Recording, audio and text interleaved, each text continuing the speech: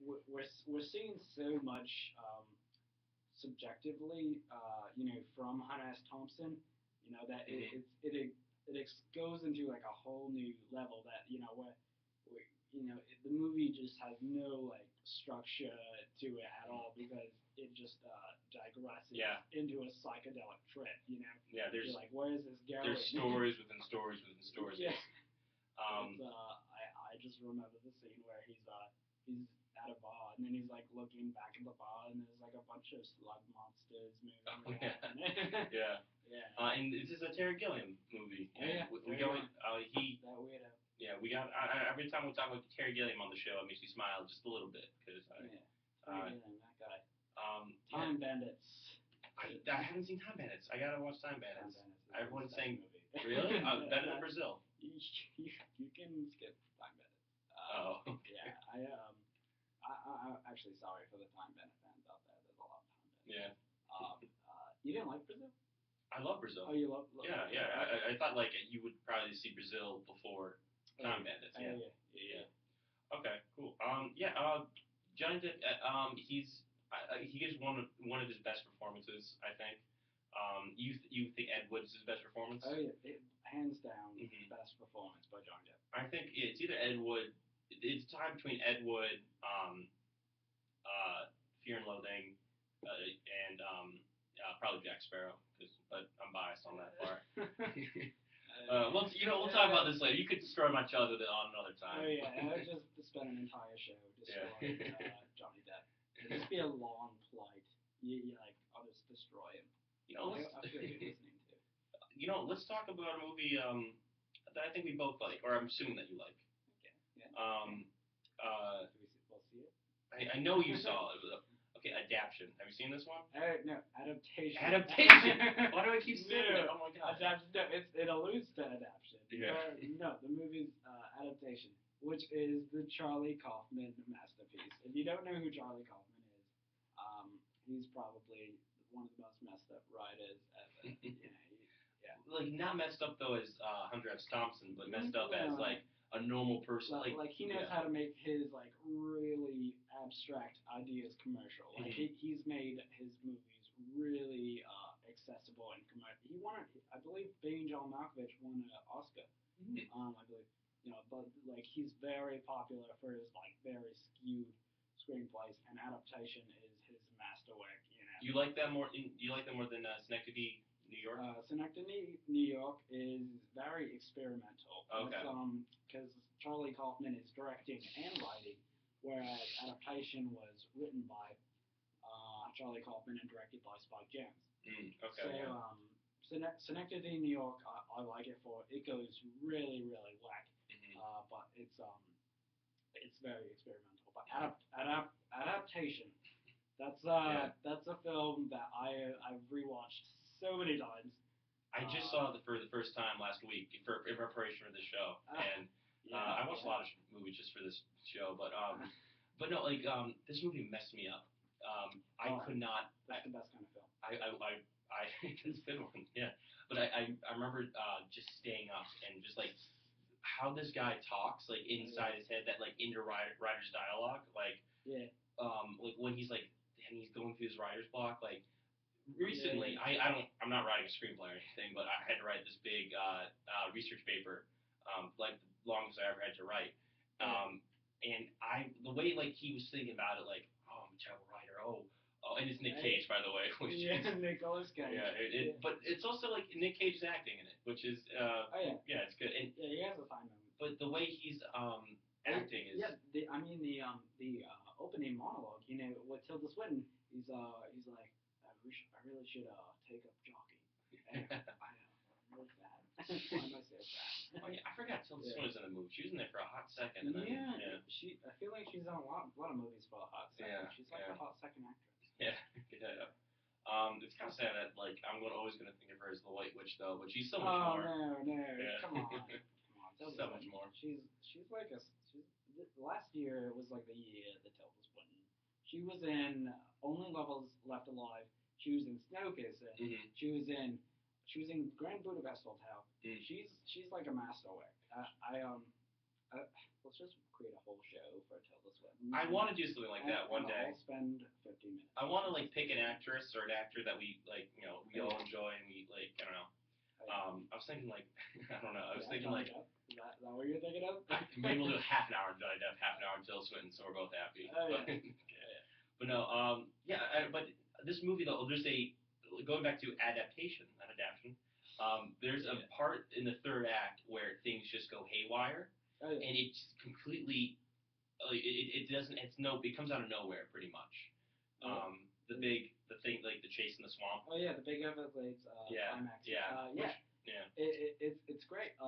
Because we're constantly, this writer, Charlie Kaufman. By the way, Charlie Kaufman, the writer, he writes himself into his movie. Nicolas Cage plays Charlie Kaufman. And Nicolas Cage gained weight for the role too. Yes, he did. And there's a fictitious brother of Charlie Kaufman in the movie as well, which Nicolas plays as well. And I wanted to ask you about that. What do you think about the brother? Like, I thought he was kind of like Charlie Kaufman's like psyche, like just like his ability, like I don't know, just his ability just to like be outside of himself and just say like just write, it's easy, or Yeah, I mean it's kind of reflecting like two sides of himself. The side of him that was a success, and the side of him that was that of him struggling for years. Trying to get his work out there. Like, would you say Charlie Kaufman would be Nicolas Cage 1 would be the genius, Nicolas Cage 2 would be like just the commercial guy. Like he's the one getting published too. Yeah, I mean I don't know if I would say either is the genius. It's kind of like it's like an ongoing discovery of like what you want of your intentions. Because the other, I forget the name of the other Kaufman. Was it Donald Kaufman or whatever? Charlie Kaufman's brother in the movie. I don't. Oh yeah, Donald. Kaufman. Yeah, Donald. He wants to write this. He wants to write this thriller mystery movie. Which sounds interesting, but so very,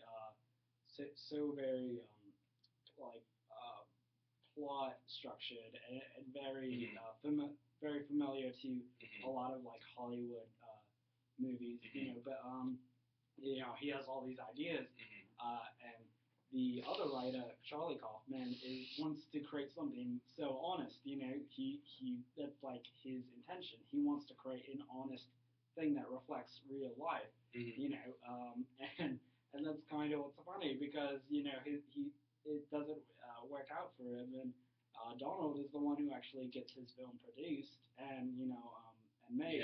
And it's kind of reflecting how as a screenwriter it's that struggle, because he meets with the screenwriter teacher Robert McKee, and which is a great scene too. Yeah. And he goes and meets with him, which he tries not to do throughout the whole film, because he's totally against it. And when he goes to meet with him, the screenwriter totally doesn't help him at all. It was so unhelpful. It just conflicts with those ideas. So again, it's a very amazing movie. Just how he captures the process of writing. Not that I have any intelligence on that. I'm a young writer myself, but like again, what do I know? But just like.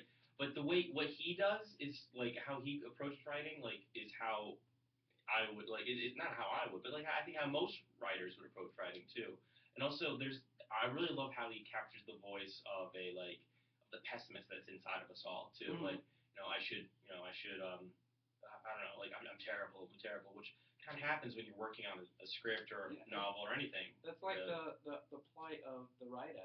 How we always give ourselves so much criticism, because we want our work to be valued, and that's what's funny at the end, when I'm not going to spoil it, but in the end, when things turn out totally not like reality and like an actual movie, which is so meta because the movie is reflecting what movies is reflecting the Hollywood version of a movie and not an honest version of which Charlie Kaufman would want.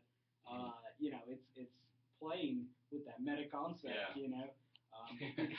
That's interesting. Yeah. Because Charlie Kaufman in the movie, he's like, life isn't like this. Life, is subtle. Life isn't. Things don't happen like this in like the Hollywood movies. But then that's how the actual movie ends. With those same Hollywood plot beats and structure. And I think that's just a funny criticism of the system of screenwriting and how it ends up. So I think it's hilarious. It's so rewatchable. Yeah, it's I'm so glad I saw this movie, but again, it got me. Like it did. I don't know. I was like, wow, that's. Can we talk about Meryl Streep in that movie? Oh my God. She should be in every. She's in a lot of these movies actually. Or not a lot, but she's in. She's in a few. She's I don't know. Like she's such a. If she wasn't an actress, she'd be an English teacher or a Queen of England or one of those three. She did play an England congresswoman. Oh yeah. So, yeah. She probably played an English teacher too. She's fantastic. She should just play herself. She should. She should play. She should play Charlie Kaufman playing Meryl Streep. Oh my God! I'm gonna mention this real quick. There's a movie. Actually, no, there's not Meryl Streep. Actually, wait, I think Meryl Streep's in it. There's this thing called Theater of the New Year. It played at the St. Anne's Warehouse, I think in 2007 or so, in New York. Okay. It's called Theater of the New Year. The Coen brothers and Charlie Kaufman both did a play, but it's only to listen. You can only listen to it. Really? Like it's like a radio play. Okay. You can only listen. It's called Theater for the New Year. Theater for the New Year, and the Coen brothers did one called Sawbones, and Charlie Kaufman did one called Hope Leaves the Theater. I suggest you look them both up because they're probably one of the most interesting things I've ever listened to. Charlie Kaufman's especially. Hope Leaves the Theater. Charlie Kaufman's radio play is about a person who goes to see a play with with Hope Davis, I think Meryl Streep, and Peter Dinklage. I love Peter Dinklage. I'm sold. Peter Dinklage is in this, and he's amazing. Can you let's put a link in our Facebook page for Hope Leaves the Theater. Okay, perfect. Check it out, Charlie Kaufman. Yeah, okay. You mentioned the Coen Brothers briefly. Yep. So I want to move into a movie. Yeah, that's good. We're rocking segues tonight. Well, you should just hop on the segue. Watch out, Paul Blart. Okay. Okay. Plugging the wrong thing. Yeah. Barton Fink, Coen Brothers movie. Talk about it. Yeah, Barton Fink. Barton Fink. Did I say Barton Fink? I think you did. Oh my God. I'm Lord. I'm gonna have to ask you to leave the station. This is my show, though. Oh, okay. Sorry. Yeah. I'm giving you Johnny Depp strikes. They're called the Depp strikes. You have like one right now. So. Okay. All right. I'm keeping a tally. You're really going after Johnny Depp tonight, and it's hurting my heart. But all right. Oh yeah, that one. We're gonna do a full episode. Barton Fink. Barton Fink. Okay. No Johnny Depp, not featuring Johnny Depp. Featuring John Turturro though. Featuring John Turturro. Now John Turturro has a really massive presence on screen. I think he is like a showcase. But in this movie, he almost seems small, and I think that kind of happens when you go up against John Goodman, who's also in the movie. But he plays a small, not Weasley, I don't know, just a very insignificant writer from New York, coming to 1940s Hollywood and trying to make a screenplay. Mm-hmm. Yeah, it's funny because John Turturro, he's like this very meekish writer who he wrote a stage play. In the beginning, we see him, have a success with his stage play, and he's brought on to write a boxing movie. Yeah. Which is so simple and so Hollywood. Yeah. And it's funny because he's trying to write this movie, and this the Hollywood producers just are totally, they're totally just not connecting with him and his material at all, and he slowly goes insane inside this hotel as he tries to write this movie. Which props to the set designers of that hotel. That place looks. Oh yeah. So it's so it's so eerie, so gothic. Mm-hmm. Yeah, it's amazing. Oh yeah, the what was it? The glue just sticking off the walls. gotta, but like when I first saw the movie, I have to. This one question is still in my mind. There's a quotable line. I don't want to ruin the scene for you, but there's a line that says, "I'll show you something of the mind." You know what I'm talking about? Yeah, okay. Basically, it's once again you have a writer lives a very passive life. Just things are handed to him. He just ends up somewhere. Right. But then he meets a this hulking figure. Yeah. I don't want to give too much away because I did not see the twist coming. I don't know about you. John Goodman. Okay, yeah. Okay, but like, what happens? I did not see this twist coming, and he's just with all of this bizarreness, you know? Yeah, well, his life is reflecting the horrors, of what he's trying to avoid. Yeah. All these typical Hollywood concepts are like coming to life, around him. It's like and he's being like slowly suctioned into it, and he can't get out, because he's going insane, and he can't finish the draft of this movie that he needs to finish, and it goes really into those horror aspects again, people die and just the whole thing. There's a great scene in this movie when it's at the USO dance ballroom scene, and he's just going He's insane. just going crazy. It's just like I don't know, like I think like every writer has this moment where they look around the world, they're like, you're not he's looking around all these soldiers like you're going off to war and you're not doing anything productive. I'm the one who's like I'm making things. You're and like you can see how a normal person could like kind of develop a god complex, pretty much. Yeah. Writing just makes you insane, so never write. No, don't listen to that. That's the theme of the movie. I think I did go like temporary insane when I was writing my research paper, so maybe that's good. Once you start talking to the walls, then it's like, okay, Once you start seeing John Goodman everywhere, then you know you have a problem. No, I'd rather see John Goodman everywhere. I don't mind. Now, briefly, I want to talk about a movie I mentioned that. Oh yeah, you've seen this. The Wonder Boys. Yeah, the Wonder Boys. Yeah, okay, The dead dog. The dead dog. Sorry, I'm not spilling spoilers everywhere. You know what? These movies came out like 10, 15 years ago. Come on, guys. It's on Netflix. Yeah, Wonder Boys it came out in 2000. It's kind of a sleeper hit. Yep. Tobey Maguire, Robert Downey. I'm not a Tobey Maguire fan. Oh, yeah? I liked him in this movie, though. Yeah. I think I hate him as much as you hate Johnny Depp. I just think he's kind of What do you have against Tobey Maguire? I never believe him. I don't know. I don't know. Yeah. All right. We're gonna have to spend another. We'll talk about this later. All right. I'm just gonna make a list. I will say he is good. He is good in this movie. So is Robert Downey Jr. Not outside of Iron Man, going back to his roots. Or he's not going back. He was there. That was his roots. But he's a really interesting gay character. It's really cool. I don't really remember the film. I don't know. Robert Downey's kind of like off, for me. Cause, when I see him in films, he doesn't really. I don't know. Because we're so, just used to this like Iron Man persona. When you watch him in other roles, he doesn't, totally transcend. That was the problem with the judge. Is he playing a character, or is he playing Iron Man, or is he playing himself? Yeah, exactly. That's kind of like the trap he's like falling into. But anyway, the movie also stars. I can't forget this guy, Michael Douglas, as a English professor, and he is It's so cool because this. You've seen this movie before. Mm-hmm. It's actually it's like old man helping young student, and then student helps the old man. But basically, this movie is a great companion to Dead Poets Society.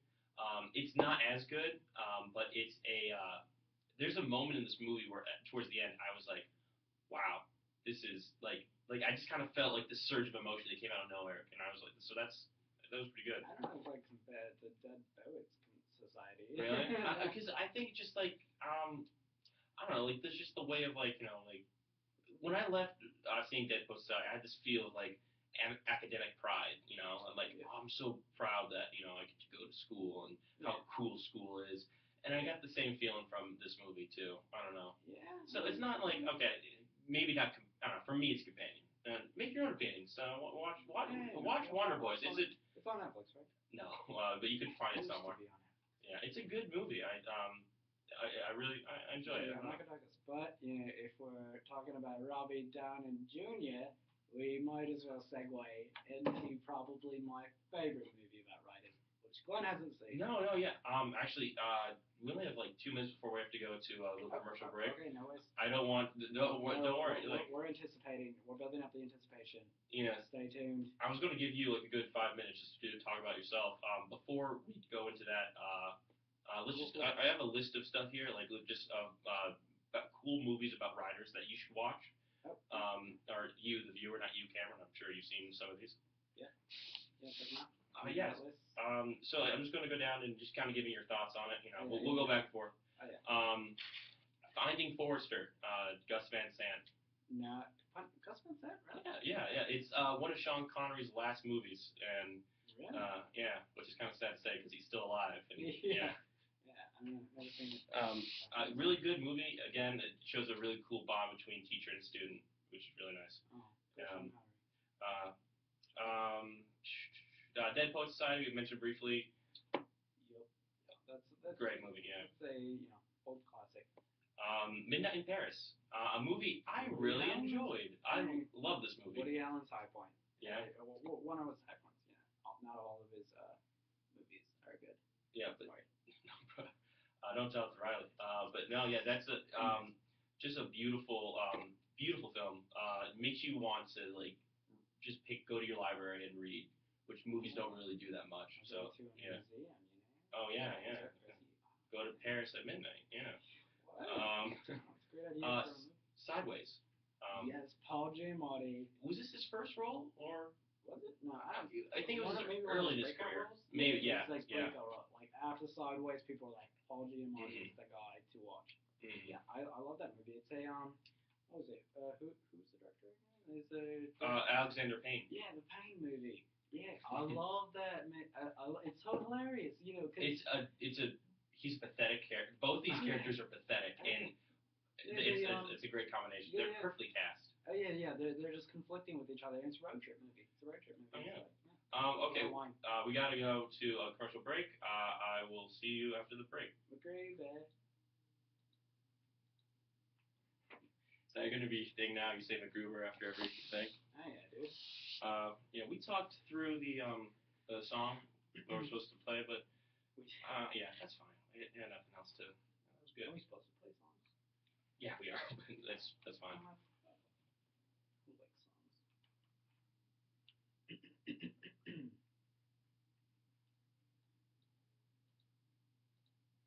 And ladies, he's single. Hello. Okay, I'm talking about Riley, but yeah, you're single too. But Riley had his promo I just played. Oh yeah. Yeah. I also like like cheese singles from Jay's Pizza. That thing. Really great place. You have a movie that you love. That you want to talk about. I nudged upon this earlier, but if you were listening, we were segueing into Robert Downey Jr., who happens to be in one of my favorite movies about writers. This one about screenwriters called Kiss Kiss Bang Bang, which is the masterpiece by Shane Black. And actually, this probably showcases Robert Downey Jr.'s best role ever. Probably the best showcase of Robert Downey Jr. We see the movie. He's a thief. He's robbing a store in LA, and he's running from the cops. And his partner gets shot. He quickly runs into this room, and it's a acting audition, and they just Really? it's Okay. an acting audition, and they're like, all right, go, and he's like, what is this? and so they're like, come on, go, and then the other guys start reading the slides, and then Robert Downey just starts crying, because the slides that they're reading about is about a partner who gets shot, which just happened to Robert Downey because his partner got shot, and they're like, the casting agents are like, oh my god, this guy's amazing, we have to cast him in this movie. Wow, he's like a method actor, because he's like bawling throughout this entire audition. Oh my god! And so then he's cast into the movie. And then he gets involved with Michelle Monaghan, Monaghan, I don't know how to pronounce her last name, and Val Kilmer at a Hollywood party.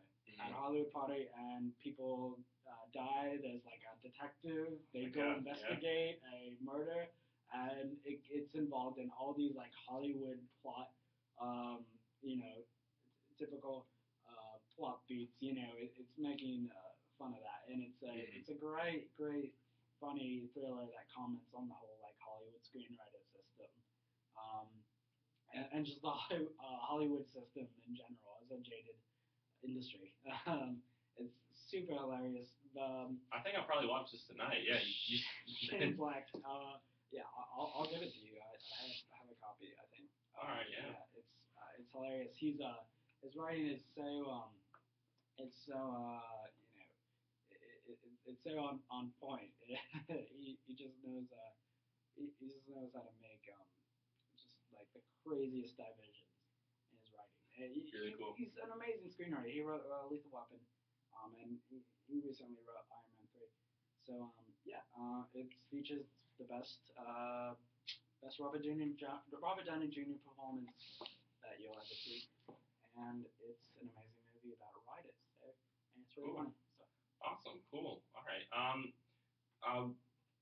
Again, I haven't seen it, but I'll have to watch it tonight. You did a good job selling it to me.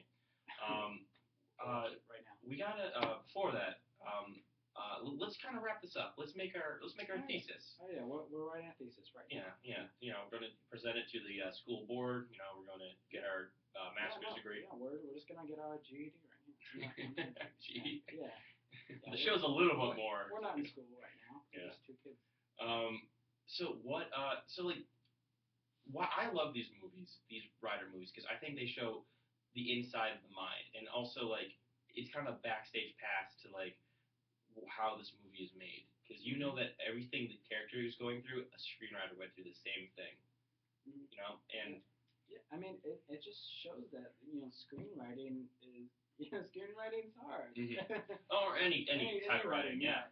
Any writing, I meant. It's just we got to think about what writing is trying to do, what its intentions are.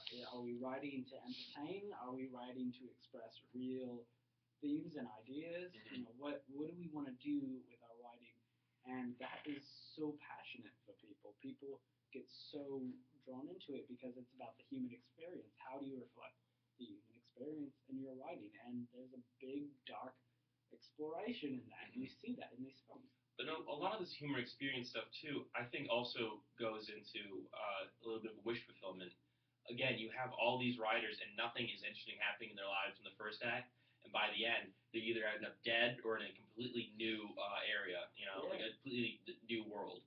I think a lot of these writers, like they're always looking for inspiration, and I think that's like again, like in Sunset Boulevard, there's a hapless writer who meets this strange woman, and then he has a crazy adventure with her. Yeah, I mean, maybe it's just the fact that writing is so mundane. It's such a very. They gotta make it sexy, you think? Yeah. Like it's such a. It has to do so much with the self. You have to have a lot of self-sacrifice and self-discipline to be a writer. Yeah. So it's we kind of drive ourselves crazy. Trying to write these write these things. That's the thing too. It's just like there's that insanity element too, which is you have to say that's part of the human condition, which is kind of a weird thing to digest. Exactly. That's encapsulates everything what writing is. It's trying to reflect honesty, and the honesty is that like life is like full of so many different things that drive you crazy, and so that's obviously what we see in all these films. And Barton Fink, Barton Fink goes crazy, but he's able to make the best boxing picture ever. Yeah, it just doesn't fit in the. It's so good that it doesn't fit in the Hollywood scheme of things. It was so good. It was ahead of its time. Yeah, it's how we can never. We're always trying to achieve this higher quality in our writing. It's how we how we go crazy, trying to achieve that. or how we achieve that, and that the world doesn't accept it. Because we want our writing to be, we want these writers want their work to be accepted. That's what they want to do. Is it an acceptance though, or is it just kind of a drive that people have? Just to not, I don't think they're driven to have their work be accepted. I think it's just kind of like just have get their story out of them, really. What would you? And this is kind of goes beyond film, or just kind of this is just pretty much. I think you could have a whole class on this, but what do you think on that? Do you think people write for acceptance, or do people write for just because it's part of their nature, like they have an ambition? Yeah, I think when you're a writer, you obviously have something to say. Like you really, you really have something that you need to get out. But I think it does do a little bit has to do with acceptance, because how can they ever keep writing without acknowledgement from others? It's kind of like how you go crazy. If no one ever validates you, then it's you kind of lose that key. In your writing, you lose that focused track. That checks and balances. But like in Barton Fink, like he doesn't get the picture, but that doesn't matter. He gets to hang out at the beach and find in adaptation, he just kind of he doesn't really care about what everyone thinks. He just it kind of accepts himself. Yeah. I think it's he probably but like in Sunset Boulevard, the writer is killed. Spoiler. Jeez. It's a 75-year-old movie. I think people. The writer dies. Yeah, but the writer is killed, but like he still like he doesn't have to worry about his problems. Now he's also a star along with Gloria Swanson's character. Exactly. I don't know. It's just really interesting. I mean, it's it's kind of what makes writing, how writing will always be, relevant and interesting to us, because it's so, you can never master it, You can never be a mastered writer. I mean, even Stephen King, who's a very, he's one of the most popular novelists ever, he has a process, and he struggles with writing, just like every writer struggles, and you can see this in interviews where writers talk about their work, and they say that it does actually get more hard as you keep doing work. You think after like you would write a novel, like, oh hey, I got this down, but no, it actually it's so every work is so different, and you have to approach things so differently that it's complicated. Everything is writing is so intangible. You can't have a strict structure to your approach. I mean, you can try. I mean, there's a bunch of books on it, like here's how to write in 22 steps, and then boom. But you also can say a lot of these movies too are very disjointed. Fear and Loathing in Las Vegas that doesn't have a good, its structure's very. I don't say flawed, because that's how the movie is. It's just a trick. So like, I think it's really. And that kind of has to do with like him doing a lot of drugs. That's another thing. Before we end, I have to ask, what is your favorite screenwriter? I don't mean to put you on the spot, but. Probably. I can't think of one right now either. Yeah. What's his name? Guy who wrote A Few Good Men in the Newsroom. Oh, Aaron Sorkin? Aaron Sorkin, yeah. You like? Oh, okay, yeah. Aaron Sorkin, I'd say I get so much out of his writing every time I read it. There's so much this is just specifically screenwriters. Paulo Coelho is a writer. He wrote The Alchemist. He's also a great novelist. Okay. But Aaron Sorkin, I love his writing. Watch The Newsroom. It's an amazing HBO series. And Aaron Sorkin I believe he's working on the Steve Jobs movie right now. Yeah. Which is supposed to focus on the 5 minutes right before Steve Jobs presented the iPhone. Oh, cool. Which is an incredible concept. It's only a 5-minute movie, huh? Yep, just 5 minutes. Cool. Steve Jobs. I would have to say,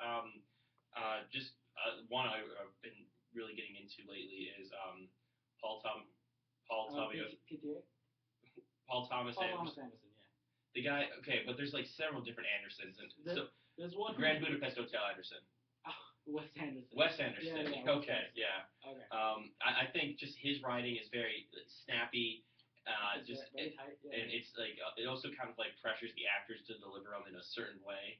I really like that. I don't know. He's one of my. His writing is so intricate. There's so much detail in his writing. It's like I feel like he passes over his writing, his dialogue, like 20 times until he got all the details right. Mm-hmm. And that's what he is. That's the kind of filmmaker and writer he is. Yeah. So with a minute left in the hour, I open up to you. Do you have anything you'd like? Thank you for being on the show. Would you anything you'd like to plug? On a. Oh yes. Yeah. Speaking of films, we have the Wag Shorts Film Fest this Saturday, May 2nd, in the Manzuli Boardroom at 6:30 p.m. Doors opening. We have movies. We have refreshments. We have movies. We have Matt Damon. He will be presenting at a film festival on Saturday. So Matt Damon. Really? Come to see Matt Damon. Stay for the movies. And it's going to be a jolly good time, so I really hope you come out and eat some meals with us and watch some movies. You've done this before to me. You've told me several celebrities are coming to meetings, and I have not yet seen one celebrity. Oh no, Matt Damon will be here. I've confirmed. Okay, yeah, all right. It's officially confirmed. All right, I'll see when I believe. But I am looking forward to White Shorts. You can see a little commercial for it on our Facebook page, and I am in. Yeah. Hey, look at me. I'm a big old actor. Yeah, don't be Johnny Depp. Okay, all right, easy. Also, I have to say, you go to Wag Shorts. Also, the Vocal Synergy. I got some good friends in there. They are doing their last performance of the school year. There's going to be a lot of talented people. A lot of talented people got some awesome solos. I'm really looking forward to that, and that's actually in the afternoon. So you can have a whole artsy day by watching people sing, and then go watch your classmates make movies too. Oh my God, that's great. It's gonna be and the day with Matt Damon and us. Okay, yeah. So I hope to see you there Saturday, and it's gonna be a good time. All right, yeah. Once again, Cameron, thank you for being on the show. Always a pleasure, mate. Feel free to everyone, please go to our Facebook page if you want to hear more. You'll see a post-show selfie with Cameron if he agrees to it. And too many Depp strikes. Yeah. And as for Real Talk, I'm Glenn. And I'm Cameron. Real Talk. McGreevy!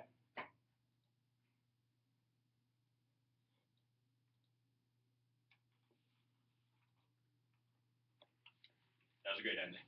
Good. Oh yeah. Always ended up. Good night and good luck.